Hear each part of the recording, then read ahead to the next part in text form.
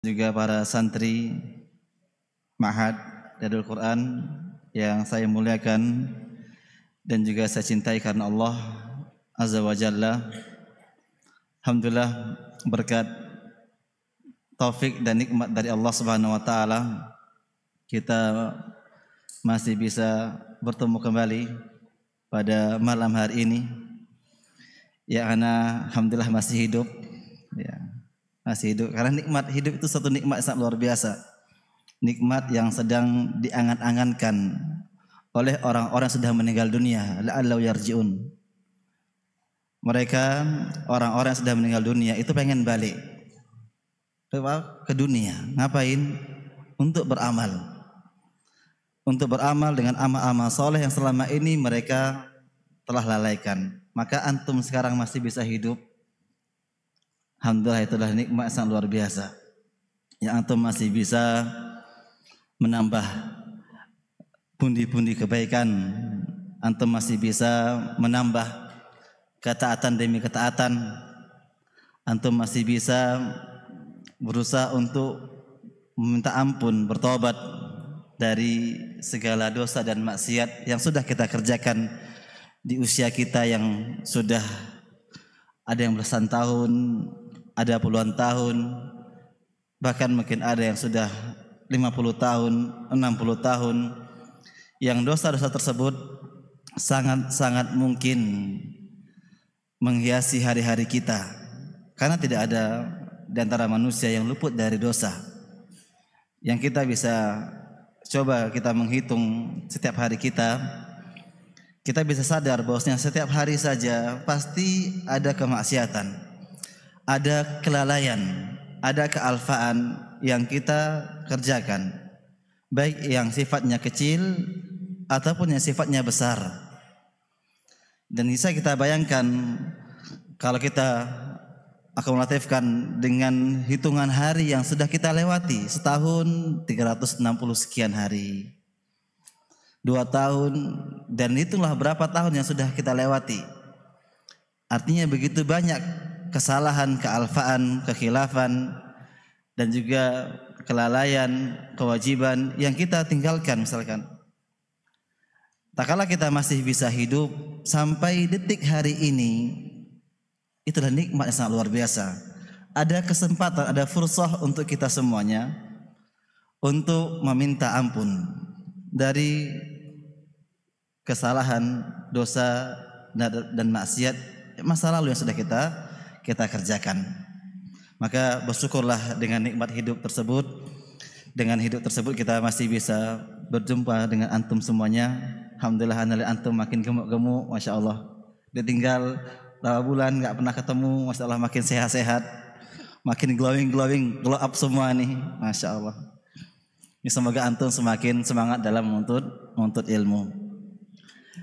Kemudian salat beriring salam kita curahkan untuk Nabi kita yang mulia, Nabi Muhammad SAW, dan juga untuk kerabat beliau, untuk para sahabat beliau. Semoga tercurahkan pula untuk orang-orang yang senantiasa berusaha berjalan di atas naungan sunnah Nabi Muhammad SAW. Teman-teman sekalian, para jamaah sekalian, Bapak dan Ibu dan para santri rahimani wa rahimakumullah. Pada malam hari ini kita kembali bersama dengan Al-Amiril Mu'minin fil Hadis, Jabal Al-Imam siapa? Al-Bukhari rahimahullahu ta'ala, yang mana kita akan mengkaji hadis-hadis yang berkaitan dengan adab yang tersendiri selain adab-adab yang telah beliau kumpulkan dalam kitab Sahih Bukhari yang beliau beri judul dengan kitab apa? Al-Adabul Mufrad. Al-Adabul Mufrad. Alhamdulillah, pada pertemuan terakhir kemarin, kalau tidak salah, kita sampai pembahasan hadis yang terdapat pada bab yang ke-53, bab man la yarham la yurham. Bab man la yarham la yurham. Barang siapa yang dia tidak memiliki sifat kasih sayang, maka sebaliknya dia tidak bakal disayangi. Ya, yang tidak punya kasih sayang, sifat rahim, penyayang, maka dia juga tidak bakal disayangi. Dan ini kaidah secara umum yang mungkin para santri yang sudah belajar tahu kaidah umum al-jaza min jinsil amal kama tadinu tudan. Orang itu akan mendapatkan balasan dari sikap yang dia perbuat sesuai dengan apa yang dia telah lakukan. Dia akan mendapatkan balasan dari perlakuan orang lain sesuai dengan sikap yang dia berikan. Kalau kita tidak disayangi oleh teman, oleh mungkin rekan kerja, itu mungkin perkara yang mudah, perkara yang gampang, perkara yang nggak terlalu merisaukan. Tapi yang jadi masalah besar adalah bagaimana kondisi kita kalau Allah Subhanahu wa taala zat yang Maha Penyayang nggak sayang sama kita. Ini adalah kondisi yang sangat mengkhawatirkan. Padahal kita itu sangat-sangat butuh dengan rahmat Allah Subhanahu wa taala. Kita itu sangat-sangat berharap untuk mendapatkan rahmat Allah Subhanahu wa taala. Dan di antara sebab seorang masuk surga, kenapa? Karena rahmat Allah Subhanahu wa taala. Bukan karena amalan yang banyak sedikit dibandingkan dengan kenikmatan, enggak ada bandingnya. Jauh luasnya nikmat Allah dengan ketaatan yang kita lakukan sebagai seorang hamba, jauh.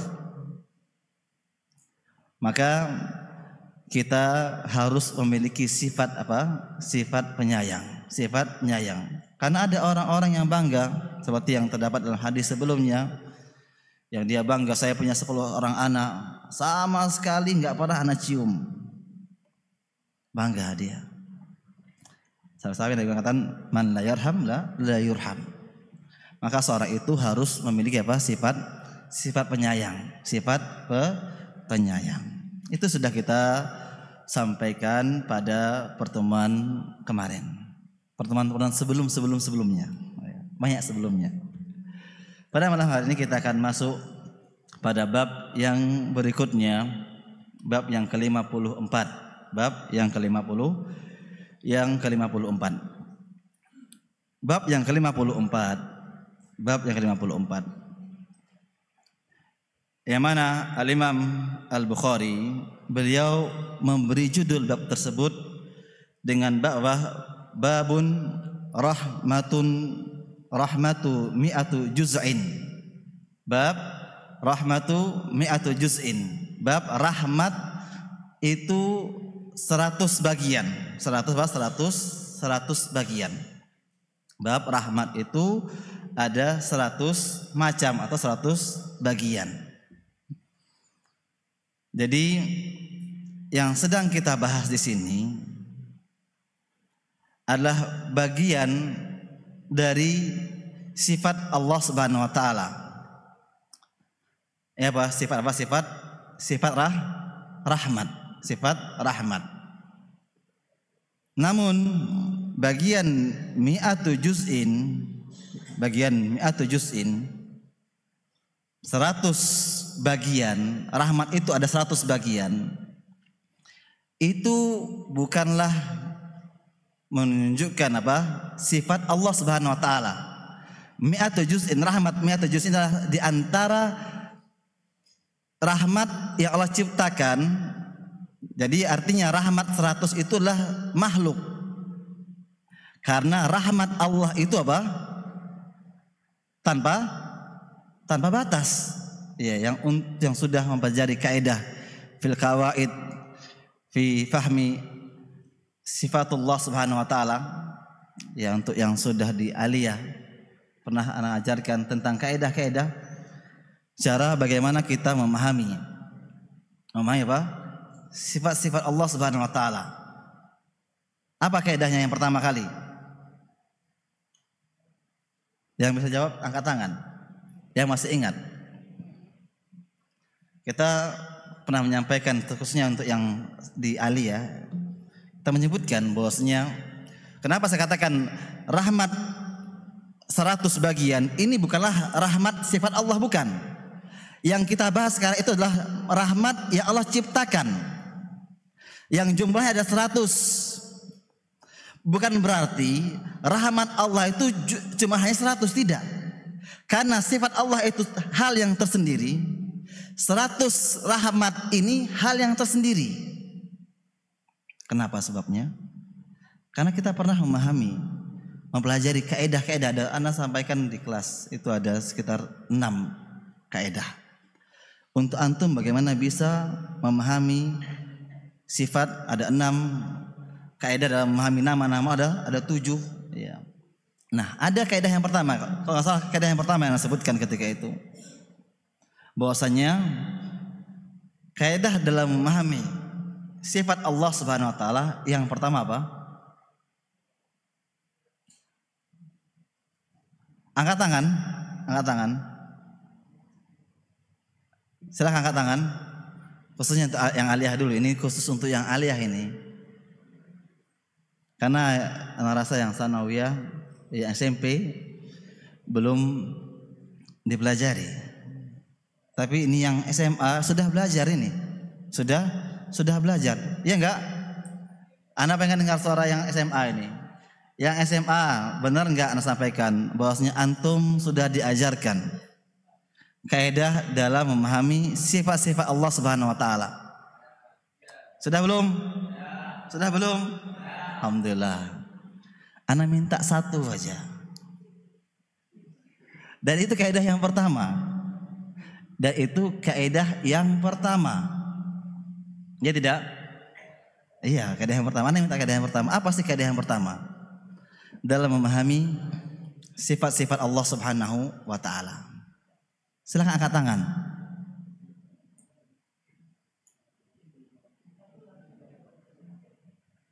Tafadhol, silakan.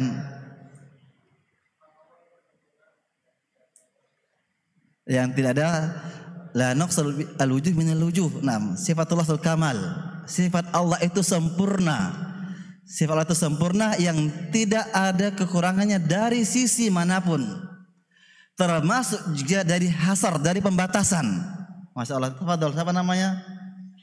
Oh, ini Sultan.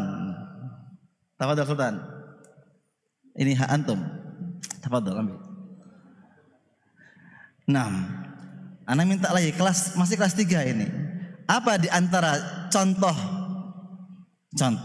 bahwasanya sifat Allah itu sempurna, tidak ada kekurangan dari sisi manapun. Misalkan sifat apa? Misalkan yang pernah contohkan di kelas, banyak contohkan. Contoh di antaranya, angkat tangan dan berikan perbedaannya.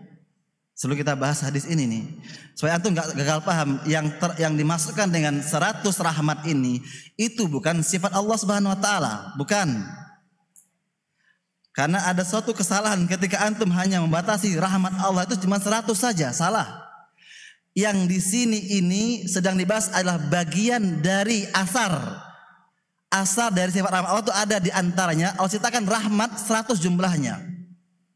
Ada 100 jumlahnya. 100 jumlahnya. Maka dalam Al-Qur'an kita lihat bahwasanya fanzur ila asar min rahmatillah Rum. Kaifa yuhyil arda ba'da mautiha.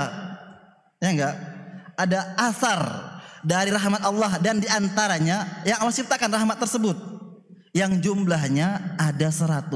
Berarti rahmat yang sedang kita bahas adalah makhluk. Ya, kenapa makhluk? Karena dia bagian dari ciptaan Allah Subhanahu wa taala. Ini yang saya salah paham. Jauh-jauh ngaji Asmaul Husna. Karena orang itu pertama kali yang harus dipahami, dan ini dasar orang belajar tauhid harus paham tentang nama dan sifat Allah SWT. Itu paling dasar. Karena kita itu mengenal orang lain dari sifatnya, dari perilakunya, dan dari namanya. Ya enggak? Apakah mungkin antum mengenal si yang ganteng depan anak ini hanya sekedar dari sifat dan perbuatannya? Enggak bisa. Antum kenal dia dengan baik ketika antum juga tahu nama, sifat dan juga perbuatannya. Oh ini kayak gini nih. Begitu pula antum ketika antum ingin memahami Allah Subhanahu wa taala zat Rabbul Alamin yang maha tinggi, antum harus punya 3 kondisi ini. Antum paham nama-namanya, sifat-sifatnya dan perbuatan-perbuatannya.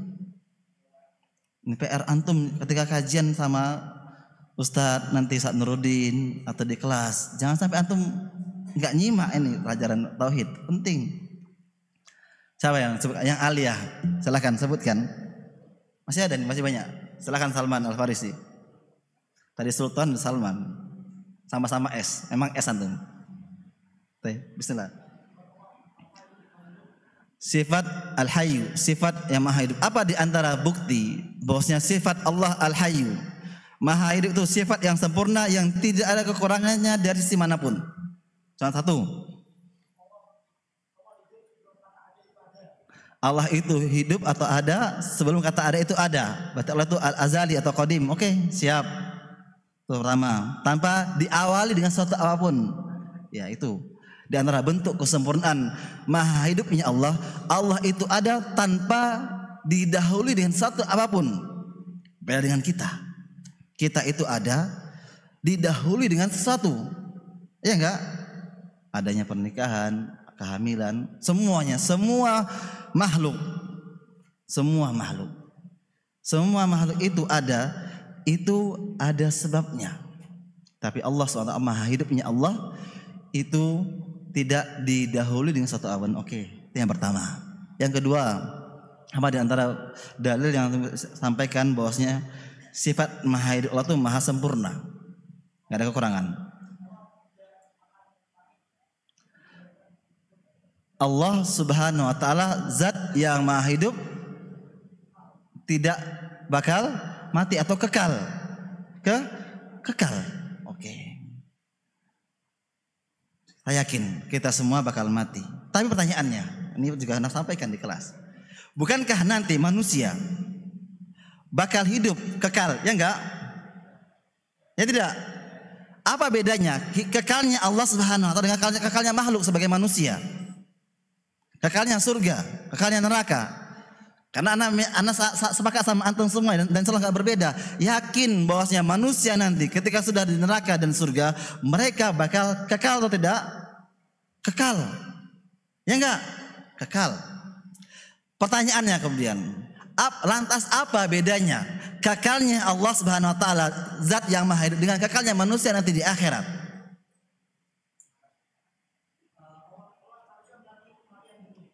Mengalami kematian dan kekalnya itu tidak berdiri dengan sendirinya. Itu ada sebabnya. Siapa sebabnya? Allah Subhanahu wa taala. Ya. Adapun maha hidupnya Allah yang kekal, yang Allah Subhanahu wa taala kekalnya tidak membutuhkan suatu apapun dan tidak pernah mengalami namanya kematian. Apalagi Salman yang antum pengen buktikan sama kita ini, kasih faedah sama kita semua ini. Apa di antara bukti bahwasanya Allah itu maha hidup, yang sifat maha hidup ini sifat yang sempurna, nggak ada kekurangan dari manapun. Anak seminal ujung ada kekurangan sama sekali. Apa di antara yang lagi sama?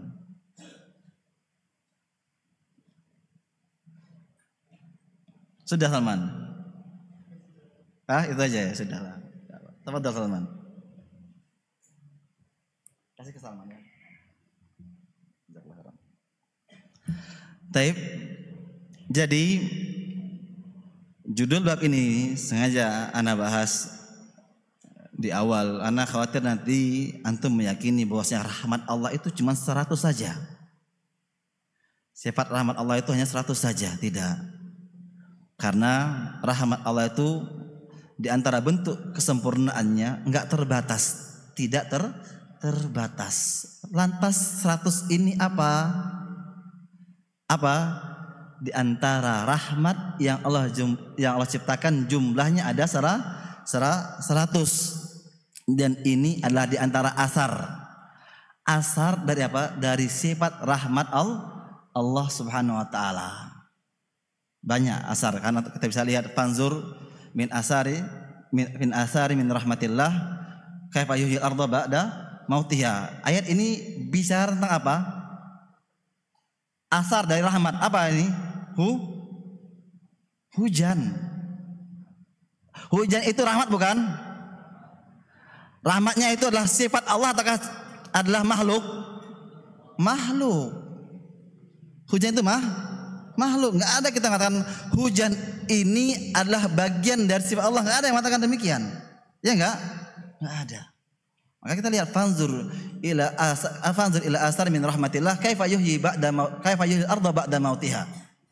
Nah, bukti bahwasanya rahmat itu ada yang bentuknya makhluk dan ada pun rahmat Allah itu sempurna, tidak terbatas. Ya, sifat rahmat Allah itu tidak terbatas. Adapun rahmat yang kita bahas yang 100 ini adalah rahmat yang Allah ciptakan. Rahmat yang Allah ciptakan.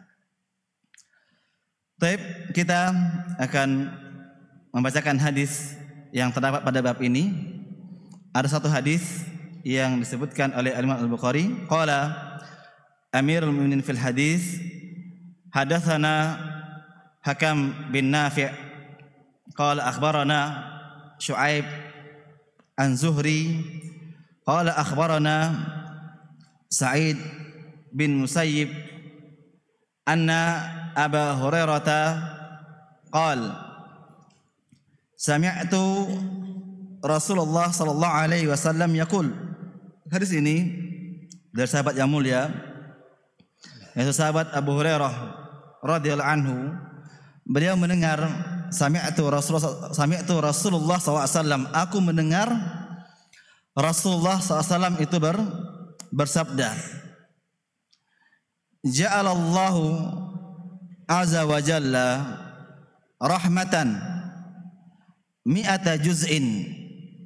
Allah Subhanahu wa taala menjadikan rahmat atau menciptakan rahmat yang jumlahnya itu 100 bagian. 100 macam, 100 bagian atau 100 macam. Fa amsaka 'indahu tis'atan wa tis'ina. Dan Allah tahan di sisinya yang jumlah yang Allah tahan itu ada 99. Ada berapa? 99 Allah tahan di sisinya. Wa anzala fil ardi juz'an wahidan. Dan Allah Subhanahu wa taala menurunkan ke dunia, ke bumi ini, ke alam semesta ini satu rahmat, satu rahmat. Famin dzalika juz'in yatarahamul khalqu. Dengan satu rahmat yang Allah ciptakan, Allah turunkan ke bumi ini, menjadikan segala ciptaannya itu apa? Saling menyayangi, saling berkasih sayang. Karena Nabi sebutkan contohnya, hatta tarfa'al farasu hafiraha an waladiha, sehingga seekor kuda mengangkat kakinya berhati-hati dalam melangkah agar tidak menginjak anaknya. Kok ada kayak kuda hati-hati, nggak ingin nyakiti anaknya. Ada sifat sayang dalam naluri kehewanan tersebut. Tahukah antum? Adanya rahmat di sisi hewan itu di antara satu dari rahmat Allah yang Allah turunkan ke dunia. Khasyatan antusibahu, khawatir. Apa tadi diangkat? Hati-hati dalam melangkah, nggak mau nginjak, khawatir apa? Memberikan apa ya? Rasa yang tidak enak kepada apa? Kepada anaknya. Kepada anak dari kuda ini. Jadi, ikhwan sekalian, hadis ini adalah hadis yang sangat agung. Hadis sangat agung yang kita bisa memetik sekali banyak faedah dari hadis ini. Dari hadis ini.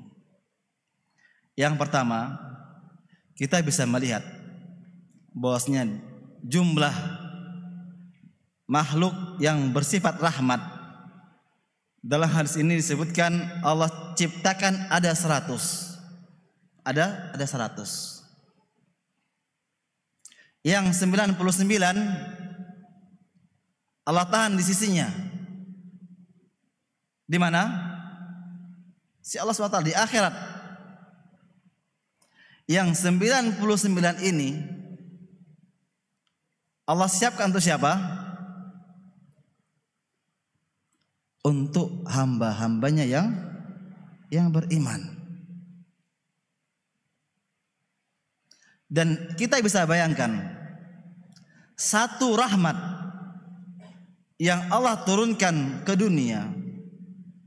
Antum bisa melihat satu rahmat saja, itu kita bisa melihat betapa indahnya dunia ini dengan segala macam bentuk alamnya, hewan-hewannya. Ya enggak? Ya tidak. Antum pernah bisa melihat indahnya sebuah gunung, sebuah lautan, sebuah apa lagi ya? Sebuah kenikmatan dari dunia. Sebuah wanita yang solehah, ya. Rahmat Allah itu untuk yang beriman, itu rahmat. Wanita yang solehah bagi laki-laki, wanita yang cantik bagi laki-laki. Dan itu satu rahmat dibagi kepada seluruh makhluknya. Antum kira cuma manusia saja? Tidak. Coba tadi kita lihat Nabi memberikan permisalan dengan apa? Kuda. Artinya seluruh makhluk Allah Subhanahu wa taala bisa muncul sifat rahmat, kasih sayang di antara mereka. Tumbuhan dengan tumbuhan yang lainnya. Hewan dengan hewan yang lainnya. Manusia dengan manusia yang lainnya. Itu hanya karena satu apa? Satu rahmat Allah Subhanahu wa taala. Tadi itu kita mendengar contoh, bahwasanya contohnya adalah apa? Adalah kuda yang berhati-hati supaya enggak nginjak apa? Anaknya. Khawatir nanti anaknya celaka. Begitu pula antum bisa melihat betapa sayangnya orang tua antum sama antum. Dan antum bahagia enggak ketika antum disayang orang tua? Bahagia enggak? Bahagia. Tahukah antum rahmat yang antum dapatkan itu dari orang tua itu bagian dari rahmat Allah ciptakan sekian persen dari satu dibagi-bagi kepada seluruh makhluk Allah sejak yang pertama kali sampai yang terakhir kali sudah membuat kita bahagia.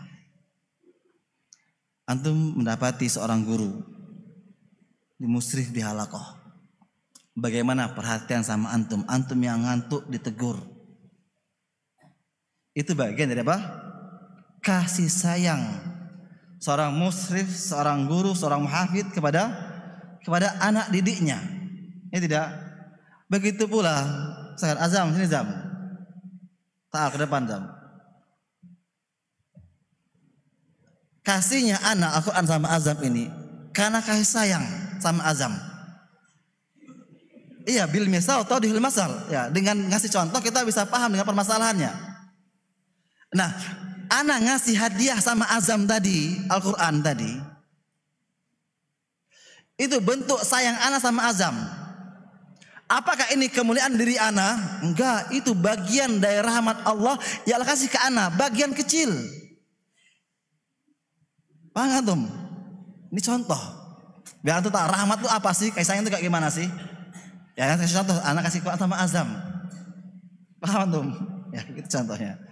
Ya, itu contoh. Karena dengan contoh orang akan paham permasalahannya. Paham antum? Bayangkan, antum bisa bayangkan. Satu rahmat yang Allah turunkan ke dunia. Kok bisa ada orang saling berkasih sayang, suami sama istrinya, bapak sama anaknya, guru sama muridnya, dan sebaliknya murid sama gurunya, anak sama orang tuanya. Itu keindahan ini kita bisa lihat Itu karena satu rahmat yang Allah turunkan ke dunia. Ya tidak? Iya. Lalu antum bisa bayangkanlah bagaimana dengan jumlah yang lebih banyak. Berapa tadi jumlah sisa? 99.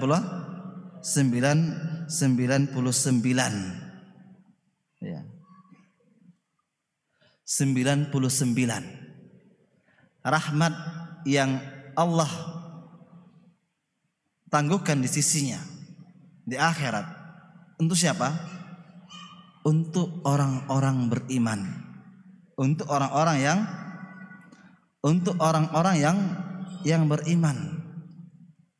Makanya antum kita ini jangan sama sekali pernah minder menjadi bagian orang-orang yang beriman. Jangan. Seberapapun besar cobaan ujian yang kita dapatkan, tetap bahagialah menjadi orang yang beriman. Kenapa? Karena ada rahmat Allah yang jumlahnya lebih banyak, yang pastinya lebih indah. Kalau satu rahmat saja membuat dunia dan seisinya ini indah, antum melihat bagaimana dengan sisa 99 yang jadikan dalam bentuk surga dan kenikmatan dalamnya luar biasa indahnya. Maka wajar Nabi SAW mengatakan surga itu a'datu li ibadiyas solihin. Allah telah siapkan untuk hamba-hambaku yang soleh mala ainun ra'at, yang tidak pernah terlihat sedikit pun oleh manusia, wala uzunun sami'at, yang tidak pernah terdengar sedikit pun oleh telinga manusia, wala khatara ala qalbin bashar, yang tidak pernah terlintas sedikit pun pada hati manusia. Saat ana pernah membayangkan surga, salah, antum hanya bayang saja, antum belum pernah melihat betapa indahnya surga. Dan itu diantara 99 rahmat Allah yang Allah siapkan untuk orang-orang yang soleh. Maka pelajaran yang berikutnya, faedah yang berikutnya, jangan sampai kita hanya mengejar bukan satu rahmat, seperkian 0,001%, mengalahkan 99% rahmat Allah Subhanahu wa taala. Artinya jangan sampai antum karena mengejar satu kenikmatan dunia, 1% dari kenikmatan dunia, ngejar cewek cantik, nauzubillah, dengan akhirnya antum berzina, nikmat syahwat, antum mengorbankan yang 99%-nya. Jangan sampai karena mengejar yang 1%, ya, mengejar 1% kita melalaikan rahmat yang Allah telah siapkan jauh lebih indah, yang jumlah jauh lebih banyak. Berapa? 99. Ini diantara faedah yang bisa kita ambil dari sesi ini. Kita akan sambung setelah azan dikembangkan. Kepada yang bertugas kami persilakan. Tafadhal.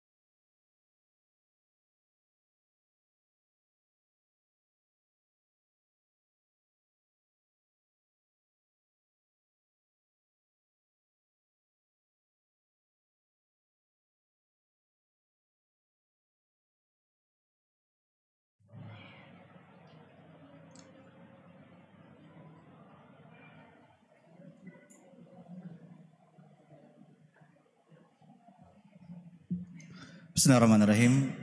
Kaum muslimin dan kaum muslimat, para santri rahimani wa rahimakumullah. Pada bab yang ke-54 tadi, dan lebih tepatnya pada hadis yang ke-100 dalam kitab Al-Adabul Mufrad, Al-Imam Al-Bukhari membawakan hadis sangat agung yang kita bisa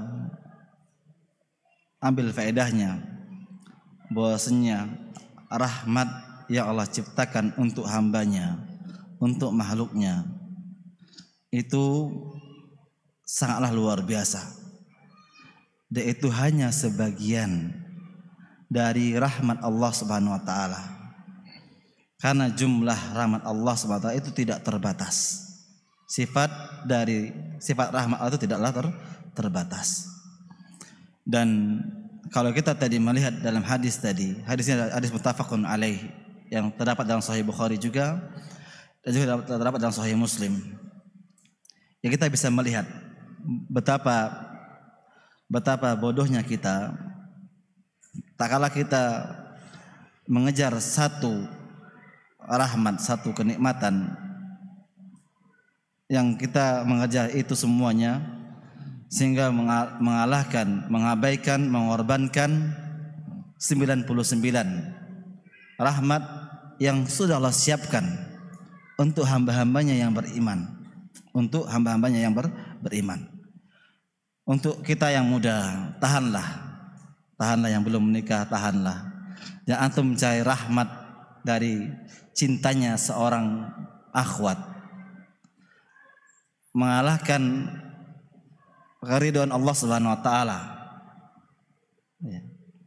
Untuk yang mungkin yang sedang mengejar jabatan, jangan sampai mengejar satu kenikmatan dari sekian persen, ya. Enggak satu rahmat, ya. Satu rahmat itu dibagi-bagi. Di dunia itu satu rahmat tadi itu dibagi-bagi, dan itu sejak awal penciptaan sampai terakhir nanti.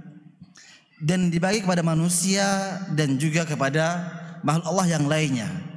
Jangan sampai kita mengejar 0,000 sekian persen tadi dari kenikmatan dunia, kita mengalahkan untuk mendapatkan rahmat Allah yang jumlahnya 99 yang Allah siapkan untuk orang-orang yang beriman.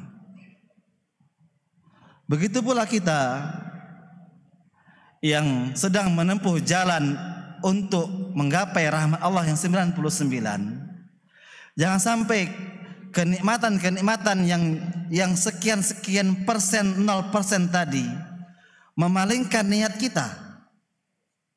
Jangan sampai memalingkan niat kita. Kalau kita memang dalam bekerja benar-benar mencari rahmat Allah SWT, untuk mencari pahala, untuk mencari ridha Allah SWT, untuk mengharapkan pahala karena kewajiban, jangan sampai niat yang lurus untuk mendapatkan 99 rahmat Allah ini terpalingkan hanya apa? Hanya karena sekian 0,000% satu rahmat kenikmatan yang apa? Yang antum harapkan. Demikianlah. Pelajaran sangat penting. Jangan sampai kita mengalahkan 1% atau 0,0% karena sudah dibagi-bagi, sudah dibagi-bagi kepada manusia, kepada hewan, kepada seluruh makhluk Allah Subhanahu wa taala yang ada di bumi ini. Maka jangan sampai kita mengalahkan untuk menggapai yang 0,0 sekian persen tersebut atau 1% tersebut dengan mengalahkan yang 99% atau 99 apa? Rahmat Allah Subhanahu wa taala yang Allah telah siapkan untuk orang-orang yang beriman. Itu bab yang ke-54. Dan hanya satu hadis saja. Yang dibawakan oleh Al-Imam Al-Bukhari pada bab yang ke-54 ini, itu bab rahmatu mi'atu juz'in, bab rahmat 100 bagian. Bab rahmat itu 100 bagian. Kita akan masuk ke bab yang berikutnya. Bab yang keberapa? Ke-55. Bab yang ke-55.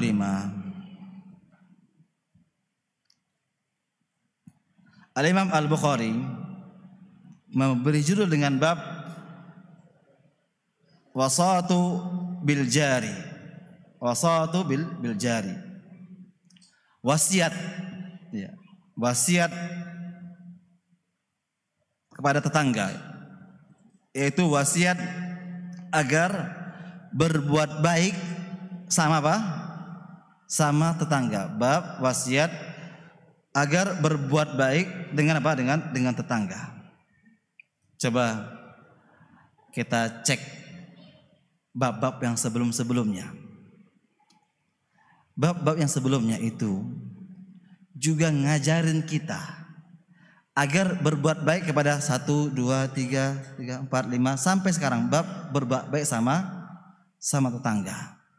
Coba yang bisa sebutkan bab sebelum-sebelumnya itu ngajarin kita itu berbuat baik sama siapa saja. Angkat tangan yang bisa jawab. Ini kita udah sampai 55 bab ini. Ya enggak? Reza? Ya enggak? Iya. Sampai 55 bab. Bab-bab sebelumnya itu juga sampaikan. Juga mengajarkan kita agar berbuat baik. 1, 2, 3 dan seterusnya. Kepada siapa? Tar dulu, angkat tangan baru jawab. Angkat tangan baru jawab. Aturan mainnya dipakai. Apa? Mas Koid, ya. Yang antum ketahui, pada bab-bab sebelumnya kita dianjurkan untuk berbuat baik sama siapa aja?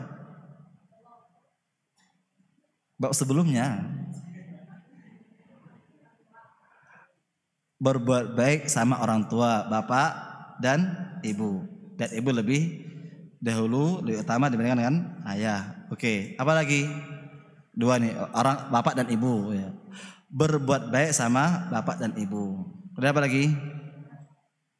Berbuat baik sama kerabat. Oke lah, masuk ada. Berbuat baik sama kerabat. Apa lagi?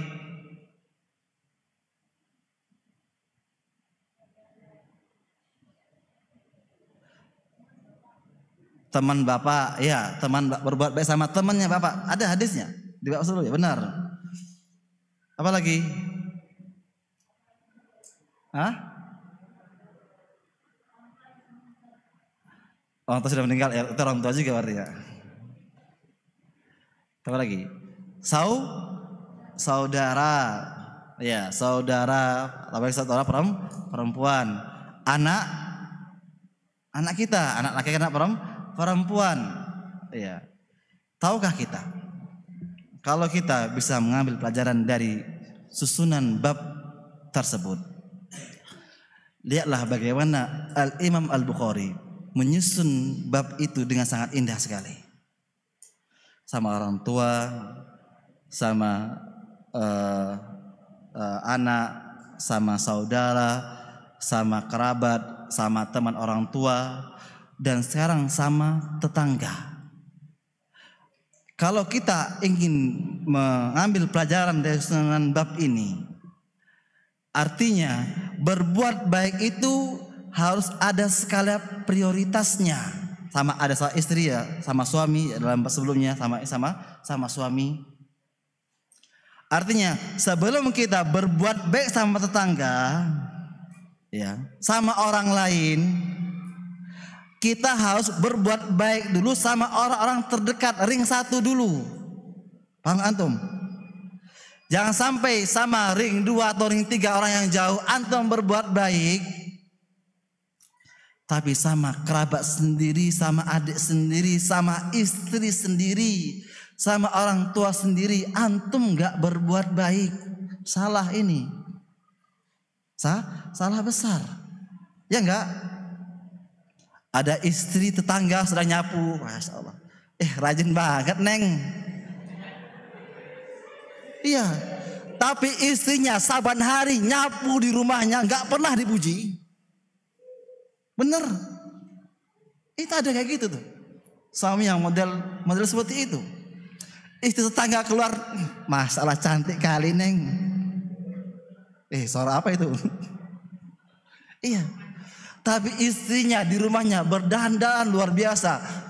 Kadang-kadang beli make up sendiri diam-diam, khawatir suaminya tahu dia berdandan, pakai skin segala macamnya, demi untuk menyenangkan suaminya. Tapi nggak pernah dipuji sama suaminya. Ini suami macam apa ini?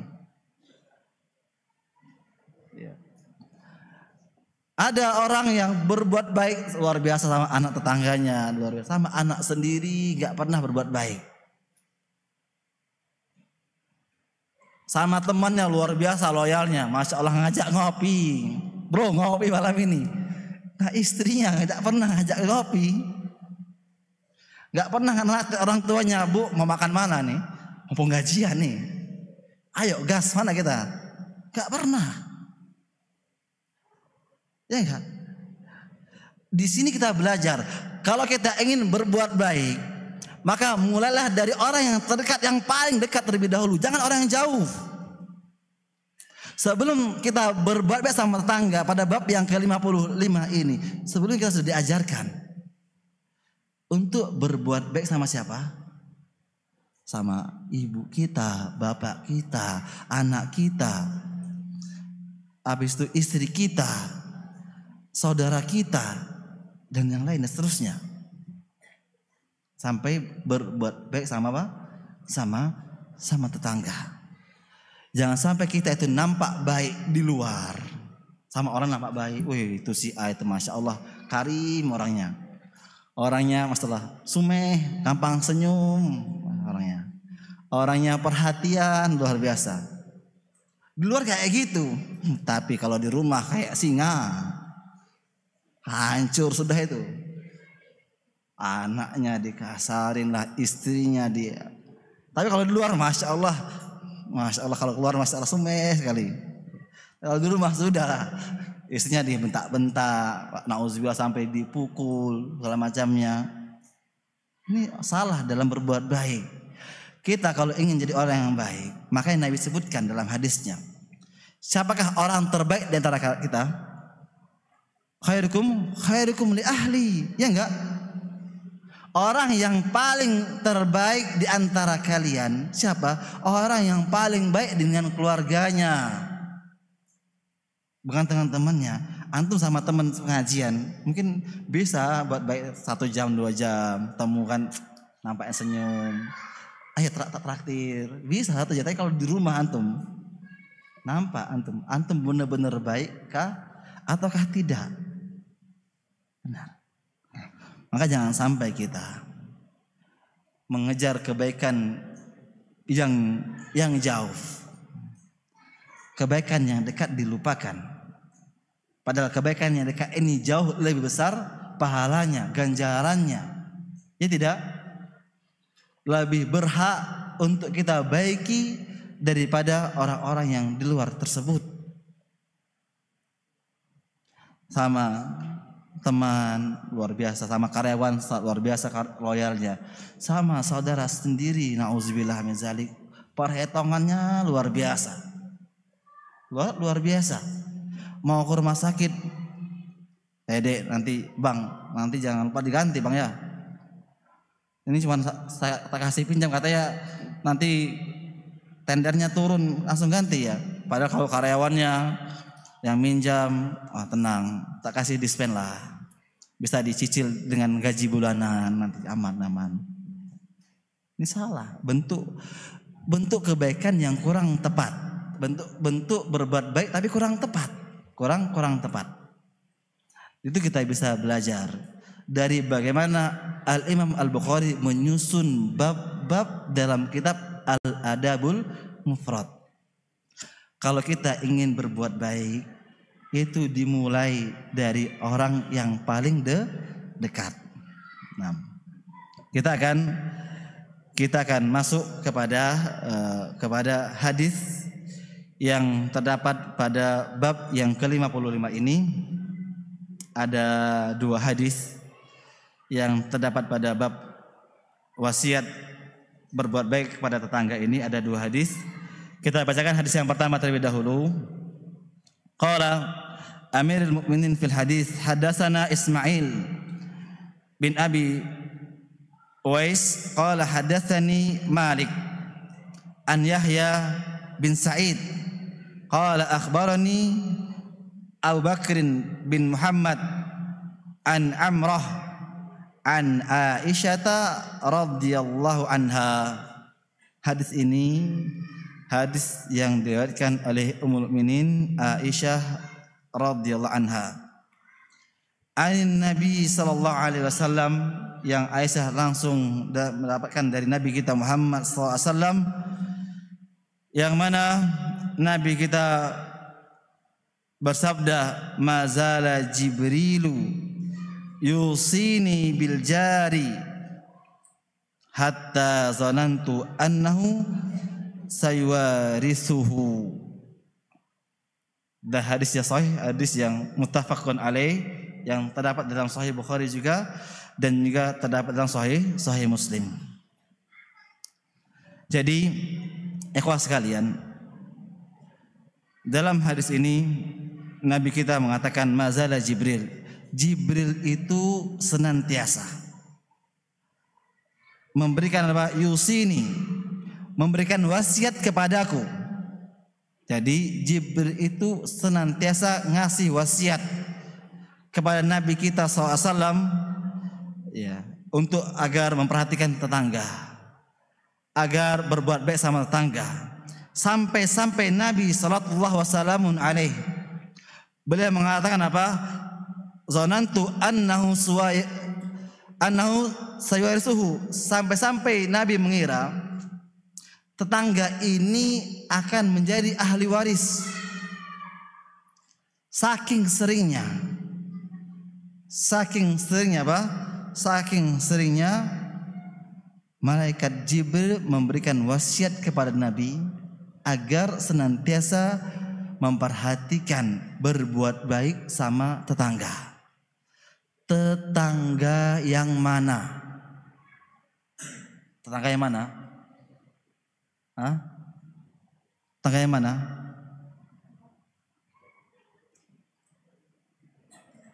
Tetangga yang mana? Tetangga itu tentu pasti ada model-modelnya, ya enggak? Ada satu hadis dalam Musnad yang dikeluarkan oleh dalam As-Samin dalam Imam Tabrani, walaupun diperselisihkan kesahihan hadis ini, namun secara makna dia benar. Secara makna dia benar. Akan bacakan. Disebutkan dalam hadis ini, al-jiranu salasah. Tetangga itu ada 3. Ada 3. Faminhum man lahu salah satu hukuk. Di antara tetangga itu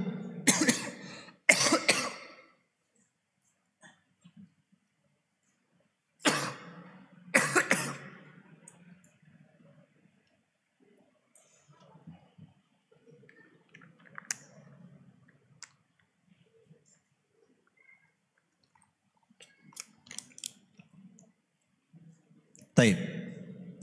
Jadi dalam hadis ini, dalam Musnad al-Muslim dari Imam Tabrani, beliau mengatakan, beliau meriwayatkan hadis ini ada yang dhaif, ada yang hasan li ghairihi. Hadis ini menyebutkan al-jiranu salasah. Tetangga itu ada 3 modelnya. Faminhum man lahu salasatul hukuk. Di antara model tetangga yang pertama itu ada tetangga yang dia memiliki 3 hak, 3 hak. Wa minhum man lahu haqqani. Di antara bentuk tetangga yang kedua, yang dia punya hak 2. Tetangga yang dia punya hak 2. Wa minhum man lahu haqqun. Dan ada lagi model tetangga yang itu dia cuman punya 1 hak saja. Siapakah tetangga yang punya hak 3, yang punya hak 2, yang punya hak 1? Yang punya hak 3 itu tetangga yang dia saudara kita, yang dia juga seorang yang muslim yang beriman, yang dia juga seorang tetangga dekat dari rumah kita. Ya enggak, ada tetangga yang model kayak gini. Nah, tetangga yang model kayak gini, dia tetangga sama kita, dekat rumah sama kita. Dia juga saudara kita. Dia juga seorang muslim juga. Maka tetangga seperti ini itu ada 3 hak untuk dia yang perlu kita perhatikan. Hak sebagai seorang tetangga, hak sebagai seorang muslim, hak sebagai seorang saudara. Walahu man haqqani, dan ada tetangga yang kedua yang cuma punya 2 hak saja. Siapa? Tetangga yang muslim yang dekat dengan rumahnya dengan kita. Ini dia ada hak tetangga, ada hak juga sebagai saudara seiman. Ada 2 hak dia. Walahu man haqqun, tapi ada tetangga yang modelnya yang ketiga, yang dia itu cuman punya 1 hak saja. Hak sebagai tetangga saja. Siapa? Tetangga yang tidak beriman. Tetangga yang tidak beriman. Jangan dikira tetangga yang kafir, tetangga yang tidak beriman itu tidak wajib antum berbuat baik sama dia. Tidak, salah besar. Termasuk tetangga yang tidak beriman pun kita wajib untuk berbuat baik sama dia. Ya. Tetangga yang tidak beriman pun kita wajib untuk berbuat baik sama dia. Dan di antara bentuk kita berbuat baik sesama tetangga kita, yang pertama kita berbuat baik kepada dia. Yang kedua, bentuk berbuat baiknya kita tidak mengganggunya, kita tidak menzaliminya. Ini cara kita berbuat baik kepada apa? Tetangga. Jadi ikhwah sekalian, ini adalah hal yang perlu kita perhatikan. Bagaimana kita memperhatikan tetangga kita. Bahkan Nabi tadi sebutkan, mazala Jibril senantiasa terus menerus yusini, memberikan wasiat kepadaku untuk memperhatikan tetangga. Apalagi tetangga tersebut dia seorang muslim dan juga tetangga. Apalagi tetangga tersebut dia saudara kita, yang ada hubungan kerabat, yang ada hubungan darah, yang ada hubungan pernikahan ataupun yang lainnya, mertua ataupun yang lainnya, ataupun yang ada hubungan entah itu persusuan ataupun masalah kewalian karena kebaikan yang diberikan, muasarah ataupun al-wali. Nah, tetangga yang seperti ini maka lebih berhak kita untuk berbaik sama dia. Ustaz, kita ini santri di sini. Kebanyakan santri ya enggak? Kita enggak punya tetangga. Kata siapa antum enggak punya tetangga? Antum tuh punya tetangga. Punya tetangga? Punya. Tangga yang paling dekat adalah teman satu ranjang atau yang bagian atas yang bawah itu yang paling dekat lah itu. Tetangga antum itu. Yang beda ranjang, tetangga antum juga itu. Dekat enggak dia? Dekat. Yang beda kamar, dekat enggak? Itu tetangga antum. Maka suatu sangat sangat memprihatinkan ketika ngelihat ada santri sama satu kamar kelahi. Dan nggak mau lagi dengar ini cerita si A ngejek si B, padahal satu kamar, satu kelas dia. Teman-teman tidur dia di satu kamar itu, teman ngorok itu, teman buat pulau bersama itu.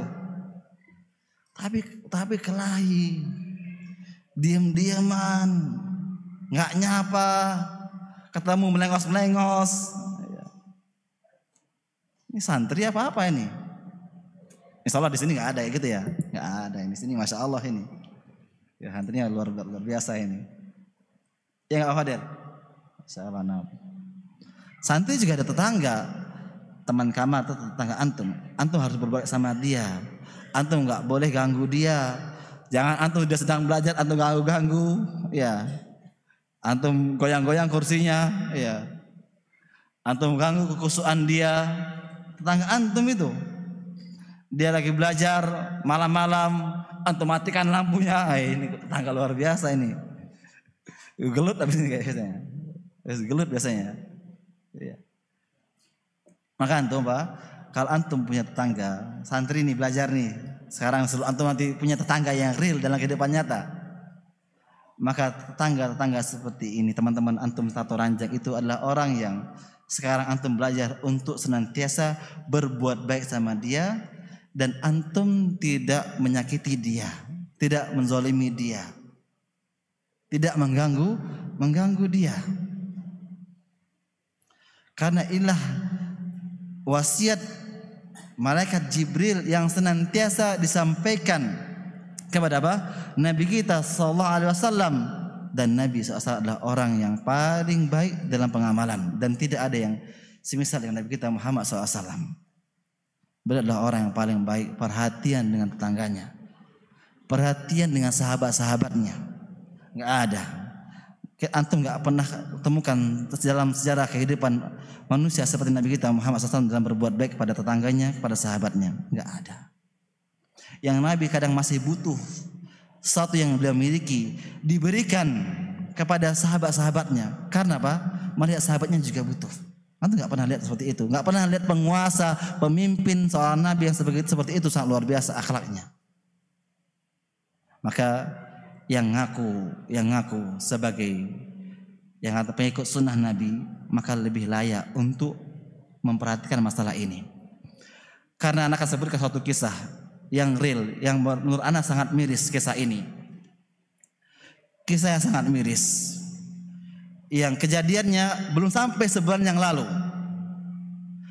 Kejadian yang miris yang belum sampai sebulan yang lalu di suatu daerah di negeri Jawa ini. Ketika anak safar ke satu tempat, anak sebutkan daerahnya, di lingkungan yang katanya sudah ngaji semuanya. Antum bisa bayangkan, ada kejadian sangat miris.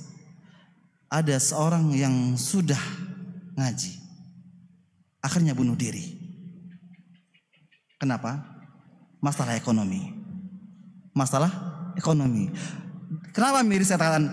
Karena di samping-sampingnya itu seorang yang punya aset. Kalau dia asetnya itu zakatnya ratusan juta, katakan ratusan juta. Kejadian ini pukulan telak untuk kita. Tetangganya itu ratusan juta, semua itu rata-rata saudagar semuanya, juragan semua di sana rata-rata. Tapi kok bisa ada tetangganya yang memang, tanya langsung sama warga sana, memang dia penampilannya memang membutuhkan, tapi nggak tahu lah bagaimana, kemana itu yang zakatnya itu kemana, sampai orang ini bunuh diri. Anak nggak sebutkan tempatnya, aib bagi anak. Kejadian sebelum sampai sebulan yang lalu. Pada itu di lingkungan yang katakan lingkungan yang sudah kenal ngaji. Kejadian. Bagaimana perhatian kita kepada yang terdekat itu lupa. Ini adalah suatu yang hal yang miris. Padahal kita ngaku sudah ngaji, ngaku sudah belajar agama. Prakteknya gimana nih prakteknya? Ini kejadian real. Belum sampai sebulan yang lalu. Nah, dan ini tanah Jawa. Anda nggak sampaikan di Sumatera, ini tanah Jawa. Inilah bagaimana kita. Artinya kita itu katakan kita adalah yang sudah ngaji sunnah, mengamalkan sunnah. Ternyata kalau kita bisa cross check diri kita itu masih jauh sebenarnya kita dari katakanlah pengikut sunnah, itu jauh. Artinya kita harus banyak perbaikan. Jangan sampai nama ini bahwa kita merasa sudah cukup. Dan ini kenyataan real. Padahal tetangga-tetangganya itu juragan-juragan yang kalau zakatnya langsung dengar langsung dari warga tersebut itu sampai ratusan juta zakatnya. Ada yang juragan bakso, ada yang juragan konveksi, ada yang juragan travel, tanah. Beneran, di lingkungan itu ada yang juragan konstruksi di sana, pemborong sana juga ada. Dan itu di lingkungan pondok, dekat dengan pondok. Ada tetangganya yang butuh. Antum nggak usah mikir nanti dia nggak benar gini-gini. Antum ngasih zakat keluar, antum yakinkah dia lebih baik menggunakan uang zakat itu daripada tetangga antum? Tanya anak sama. Itu coba antum pikirkan. Ketika antum ngasih keluar, pertanyaan, apakah dia bisa maksimalkan zakat yang antum berikan untuk kebaikan yang antum berikan itu? Pertanyaan besar untuk kita semuanya. Kok bisa ada tengah lingkungan orang yang maaf sudah ngaji katanya, lingkungan pakar ma'had pondok. Seperti itu kejadiannya. Anak baru sampai di daerah langsung kaget anak. Karena anak sampai waktu di sore hari, kejadiannya pagi hari. Kejadiannya pagi hari. Anak sampai disebutkan ada kunjungan, sampainya sore, kejadiannya itu pagi. Dan anda masih bisa menyolatkan karena disolatkan di masjid. Dan anak itu memang dekat dengan masjid tempat anak berkunjung. Kita ikut solatkan. Orang yang meninggal bunuh diri, benar dia terima dosa besar, benar. Namun akidah Ahlussunnah wal Jamaah mengatakan seluruh pelaku dosa besar selain kesyirikan tidaklah kafir. Artinya antum tak boleh menyolatkannya. Dan disolatkan waktu itu di habis asar disolatkannya. Alhamdulillah di warga sana tidak ada yang ragu untuk menyolatkan karena bunuh diri. Alhamdulillah semua mensolatkan. Bahkan ini termasuk sholat bagi anak pribadi, sholat jenazah terbanyak kedua yang anak saksikan di masjid tersebut setelah salah seorang ustadz yang meninggal dan disolatkan di sana. Ini yang kedua, yang terbanyak padahal dia meninggal karena bunuh diri. Itu pukulan telak. Tak cambuk keras untuk orang-orang yang ada di sekitar. Kemana dia selama ini kepada tetangganya, perhatian sama tetangganya. Kok bisa tetangganya yang akhirnya sampai nggak bisa berpikir lagi dengan jernih. Yang oke lah, mungkin dia nggak bisa ngasih solusi dari sisi harta, kan bisa ngasih solusi dari sisi sedekah pikiran. Sedekah pikiran, ngajak ngobrol atau apalah. Atau tahu dia pusing. Apalagi sempat ada kabar bahwasanya dia tuh sebenarnya pernah cerita sama orang lain bahwasanya dia begini-begini dan pengen mengakhiri hidupnya. Kenapa orang yang sudah ceritakan ini nggak tanggap gitu loh, nggak ambil sikap? Bagaimana dia mengumpulkan teman-teman yang lainnya untuk perhatian sama orang ini? Kenapa kepeduliannya kurang? Identitasnya kurang itu kenapa? Padahal kakak sudah ngaji. Dan ini kejadian. Ini bagi anak pribadi adalah pukulan telak bagi anak pribadi. Yang mungkin anak pribadi juga belum tentu bisa perhatian dengan tetangga. Artinya PR kita masih banyak. Masih banyak sekali PR kita masih banyak. Itu kejadian. Dan ini kisah real. Anak nggak sebutkan dongeng, tidak. Ini kisah real yang kejadiannya baru berapa pekan yang lalu. Ini lihatlah bagaimana Nabi SAW dikasih wasiat oleh malaikat Jibril senantiasa perhatian dengan tetangga. Perhatian dengan tetangga. Karena dosa dan pahala itu berpengaruh besar kecilnya itu berkaitan dengan objek dan tempat. Objek dan tempat. Artinya begini, kita bahas dalam masalah tetangga. Seorang yang berzina dengan orang lain yang bukan tetangganya jauh lebih besar dosanya ketika objek zinanya adalah apa? Tetangganya. Karena tetangga ini punya hak. Dari sisi tempat berpengaruh pada dosa dan pahala. Dari sisi juga objeknya, semakin kita berbuat baik kepada yang tepat, tetangga terlebih dahulu sebelum orang lain, keluarga lebih dahulu orang lain, maka pahalanya juga lebih besar dibandingkan kita berbuat baik sama orang yang kita tidak kenal. Ya, tidak kita kenal. Bukan berarti kita nggak boleh buat baik sama orang yang jauh, tidak. Kita cobalah kita perhatikan, sudahkah kita memiliki skala prioritas untuk berbuat baik dengan orang-orang terdekat terlebih dahulu? Itu yang di PR kita semuanya. Intinya ikhwas sekalian, intinya bab yang ke-55 ini adalah ngajarin kita agar memiliki akhlak yang mulia. Kepada siapa? Kepada tetangga. Karena dia termasuk orang yang berhak untuk mendapatkan perlakuan baik dari kita. Anda nggak bisa sebutkan hadis yang berikutnya dan juga sarah yang hadis yang berikutnya. Intinya, kalau orang-orang jahiliyah saja, mereka sudah memiliki kebaikan ini. Orang-orang jahiliyah itu memiliki kebaikan ini, kebaikan senantiasa memperhatikan tetangga. Makanya kita orang-orang yang mendapatkan nikmat hidayah setelah dakwah dari Nabi kita yang mulia, lebih berhak untuk melestarikan kebaikan ini. Jangan sampai kita jauh dari contoh Nabi kita Muhammad sallallahu alaihi wasallam. Mohon maaf karena waktunya sudah habis, dan inilah kajian yang mungkin terakhir, dan nggak tahu kajian kapan lagi, ya nggak tahu, karena kami sudah nggak menetap lagi, sudah jarang di Kudus. Tapi insya Allah kalau di Kudus, pas lagi di Kudus, kalau ada waktu, kalau mau kajian, insya Allah siap ngisi kajian. Tapi kajian rutin kayak sebelum-sebelumnya setiap pekan kami nggak bisa lagi, karena emang ada kesibukan di luar Kudus yang membuat kami nggak bisa tetap di Kudus. Anak secara pribadi nggak bisa di Kudus lagi rutinitasnya, sehingga tidak bisa membersamai antum dalam belajar. Ana mohon maaf ya.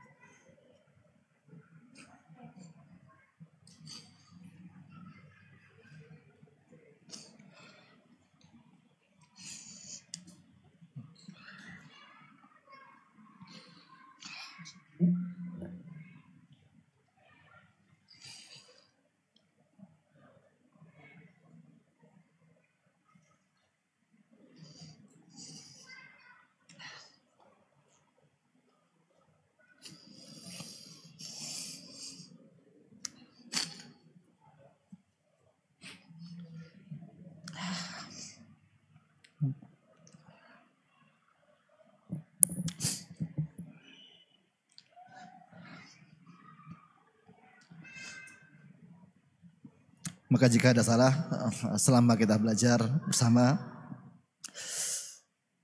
Anda mohon maaf. Semoga antum mendapatkan guru yang lebih baik, insyaallah lebih bertakwa, dan semoga Anda doakan antum semuanya menjadi para orang yang berilmu dan mengamalkan ilmunya, terkhusus para santri ya. Anda mohon maaf ya, tidak bisa membersamai antum lagi dalam belajar. Demikian para ikhwas sekalian, nanti berdoa Allahumma alimna bima yanfa'una warzuqna ilma.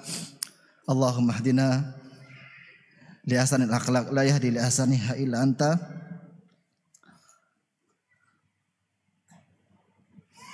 Allahumma inna nas'aluka ilman nafi'an wa rizqan thayyiban wa amalan mutaqabbala. Allahumma aqsim lana min khasyatika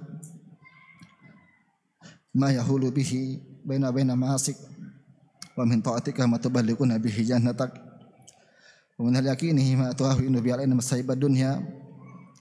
Allahumma amti'na bi asma'ina wa absarina wa quwwatina ma hayatana waj'al waritha minna waj'al sa'rana 'ala man zalamana wansurna 'ala man adana wa la taj'al musibatana fi dinina wa la taj'al dunya akbar hamina wa la mablagh ilmina wa la tusal alaina man la yarhamuna rabbana zalamna anfusana fa illam taghfir lana wa tarhamna lanakunanna khasirin rabbana taqabbal minna innaka antas samiul alim rabbana taqabbal minna innaka antas samiul alim rabbana taqabbal minna innaka antas samiul alim rabbana atina fid dunya hasanah wa fil akhirati hasanah wa qina azabannar subhanakallahumma wa bihamdika asyhadu an la ilaha illa anta astaghfiruka wa atubu ilaik. Assalamualaikum warahmatullahi wabarakatuh.